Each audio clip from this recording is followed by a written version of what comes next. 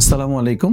আমি এখন যে পেশেন্টের কথা বলবো সেটা হচ্ছে 1104 নম্বর বেডের পেশেন্ট। আসসালামু আলাইকুম। আমার বাড়ি যশোর। আমি ঢাকা শহরে আসছি। আমার ছেলে একজন ড্রাইভার সাহেব ছিল, উনি বাইরে অজ্ঞান হয়ে পড়ে গেছিল। অন্য লোক ওকে ধরে নিয়ে আসছে। এসে আমি বাসায় আসলি, আমি দেখি আমার ছেলে খুব শরীর খারাপ। আমি সন্ধান পাইছি মাহফুজুর রহমান মাহফুজ, তার কাছে এনে আমার ছেলের ভালো ট্রিটমেন্ট দিল, আমার সঙ্গে ভালো ব্যবহার করলো, মায়ের মতন আমার শ্রদ্ধা দিয়ে কথা বললো। আমার ছেলেকে সে রুগী হিসাবে না, সে একটা ছোট ভাই হিসাবে সে খুব সেবার যত্ন আপ্যায়ন সবকিছুই করেছে।